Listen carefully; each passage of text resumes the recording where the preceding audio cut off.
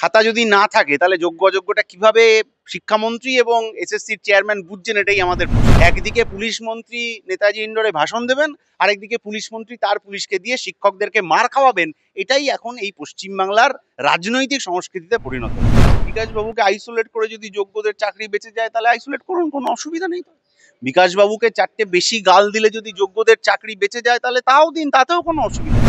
দাদা, ইতিমধ্যেই যেমনটা জানা যাচ্ছে, এই যে 26,000 চাকরি বাতিল মামলা, এই 26,000 চাকরি তো বাতিল, 26,000 জনজীবন আজ রাস্তায়।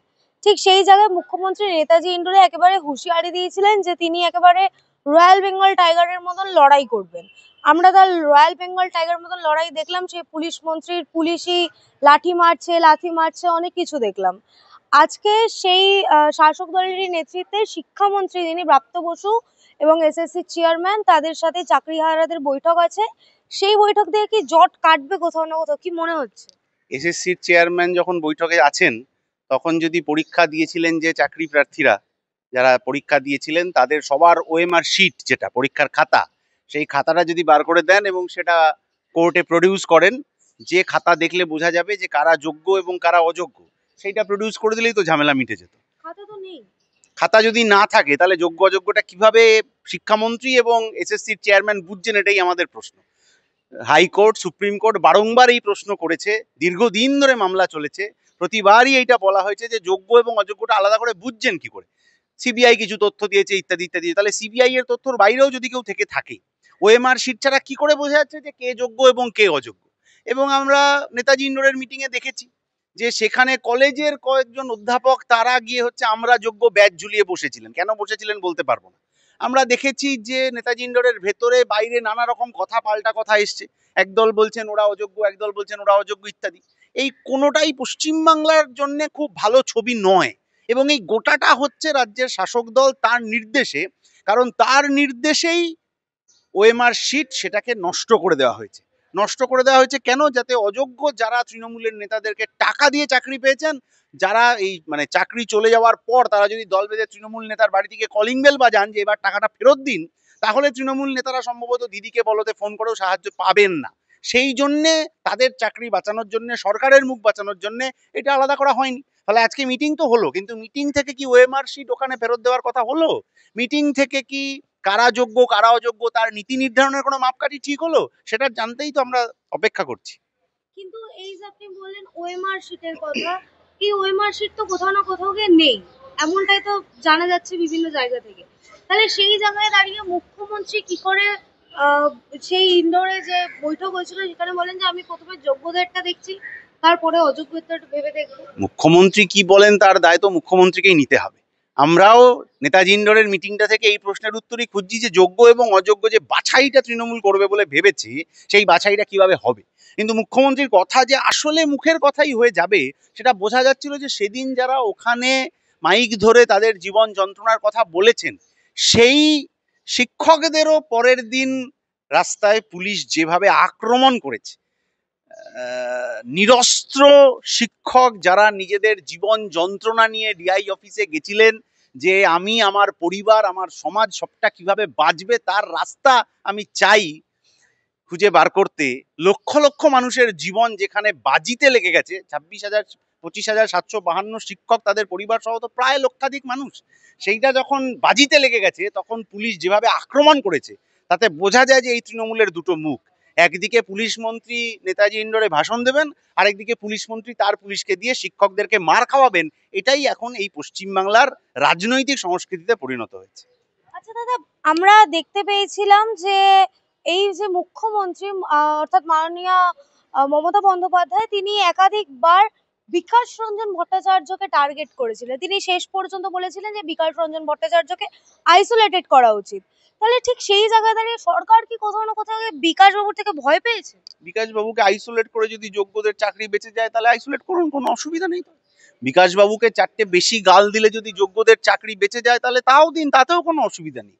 বিকাশবাবুকে নিয়ে পাড়ায় পাড়ায় তৃণমূল মিছিল বার করে যদি যোগ্য ছেলেমেয়েদের চাকরি বেঁচে যায় আমার ধারণা বিকাশবাবুর তাতেও অসুবিধে হবে না। কিন্তু বিকাশবাবু যা কথা কোর্টে বলেছেন, আর আমার আপনার ট্যাক্সের পয়সায় নিয়োজিত আইনজীবীরা, রাজ্যের আইনজীবীরা অযোগ্যদের চাকরি বাঁচানোর যে কথা কোর্টে বলেছেন, তাহলে সুপ্রিম কোর্ট বিকাশবাবুর কথার পাল্টা হিসেবে রাজ্যের আইনজীবীদের যা কথা এলো সেটাকে কেন গ্রাহ্য করলেন না, এই প্রশ্ন তো থাকবে। কোর্টে তো আবেগের জায়গা নেই, অভিমানের জায়গা নেই, সেখানে তো সংবিধান কি বলছে, আইন কি বলছে সেটাই শেষ কথা। তাহলে আমার আপনার ট্যাক্সের পয়সায় অযোগ্যদের চাকরি বাঁচানোর জন্য রাজ্য সরকার যে আইনজীবীদের নিয়োগ করলেন কোটি কোটি টাকা ব্যয় করে, তারা অযোগ্যদের চাকরি বাঁচানোর জন্য কি এমন যুক্তি সুপ্রিম কোর্টে দিলেন যে সুপ্রিম কোর্ট সেই কথা শুনলেন না ডিভিশন বেঞ্চ? সেই প্রশ্নের উত্তর কি আছে? নেই। তাহলে বিকাশবাবুকে খাড়া করা হচ্ছে নিজেদের বাঁচার জন্য। ডুবন্ত মানুষ খড়কুটো ধরে, আর বিপদে পড়া তৃণমূল বিকাশবাবুকে ধরেছে। তাহলে কি শুধুমাত্র মুখ্যমন্ত্রী অযোগ্যদের ঢাল করার মানে অযোগ্যদের বাঁচানোর জন্য যোগ্যদের ব্যবহার করছে? শুরু থেকে এটা স্পষ্ট, তো অযোগ্যদের বাঁচানোটা একমাত্র চেষ্টা না হলে ওএমআর শিট তার ডিজিটাল কপি কেন থাকবে না? ডিজিটাল কপিটা থাকলেই তো স্পষ্ট বোঝা যেত যে কে পাশ করেছে কে ফেল করেছে। 16 সালের ক্যাবিনেট কেন অযোগ্যদের চাকরি দেওয়ার জন্য সুপারিশ করবে? তখনও মুখ্যমন্ত্রী ক্যাবিনেটে ছিলেন, শুভেন্দু অধিকারী, ববি হাকিম এরা ছিলেন। এখন কেউ এদিকে কেউ ওদিকে আছেন, সব ভেতরে ভেতরে যোগাযোগ আছে। ফলে বিজেপি ওইটা নিয়ে বেশি কথা বলতে পারছে না।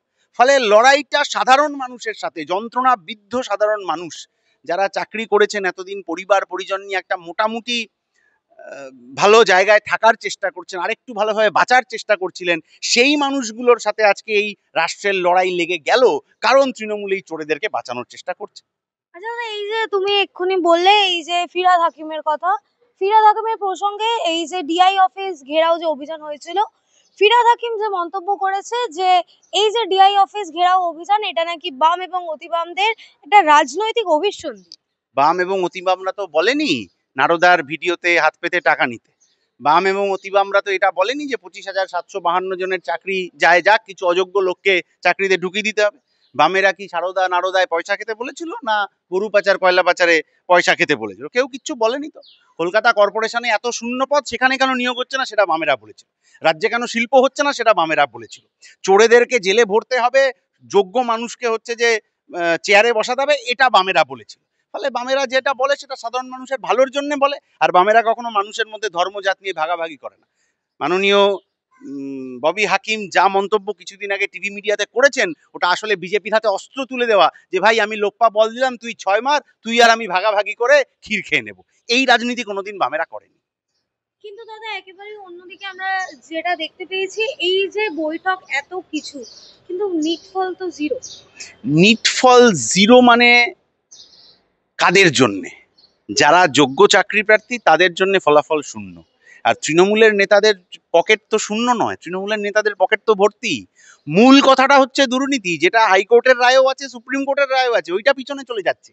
যে আসলে যে পাহাড় প্রমাণ দুর্নীতি হয়েছে, সেই দুর্নীতি ঢাকতে যে ওএমআর শিট বাতিল মানে লোপাট হয়েছে, তার জন্য আসলে যোগ্য অযোগ্য আলাদা করা যাচ্ছে না বলে আজকে সুপ্রিম কোর্ট এই রায় দিয়েছেন। যদি এত দুর্নীতি না হতো, যদি ওএমআর শিটগুলো থাকতো, যদি এসএসসি এই তদন্তে সহযোগিতা করতো, যদি রাজ্য সরকার এসএসসি কে ঠিকঠাক নির্দেশ দিত, চোরেদেরকে বাঁচানোর চেষ্টা না করার কথা বলতো, তাহলে তো আজকে এই রায় আসতো না। এইটা তো আমরা বারংবার বলেছি, রাস্তায় দাঁড়িয়ে বলেছি, কোর্টের ভেতরে বিকাশবাবু বলেছেন যে এসএসসি কে নির্দেশ দেওয়া হোক ওএমআর শিট ইত্যাদি দেওয়ার জন্য। কার নির্দেশে এসএসসি ওইটা লোপাট করলো? কে কোথায় কত টাকা খেয়েছিলেন যেটা বাঁচানোর জন্য এই চেষ্টা করা হচ্ছে, সেইটা মানুষের সামনে আসতে হবে তো।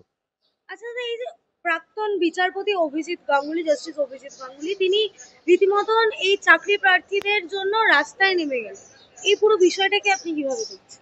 যোগ্য চাকরি প্রার্থীদের জন্য যে কেউ রাস্তায় নামতে পারেন, কিন্তু উনি যে ফর্মুলা বলেছেন কি সব কমিটি ফমিটি করার, বিকাশ রঞ্জন ভট্টাচার্য তো বলেইছেন যে সুপ্রিম কোর্টের নির্দেশের পর এই ধরনের কমিটি করা যায় না। ফলে কোনো জিনিস এরকম হওয়া উচিত নয় যেটা আমরা শুধু গ্যালারি শোর জন্য করলাম। আমাদের হওয়া উচিত এরকম জিনিস যেটা আমরা গরিব মানুষের, মেহনতি মানুষের ভালোর জন্য করব। যার জীবন বাজি লাগিয়ে দিয়েছে এই সরকার দুর্নীতির ফলে, তাদের জীবন বাঁচানোর জন্য এরকম কোনো কথাই করা উচিত।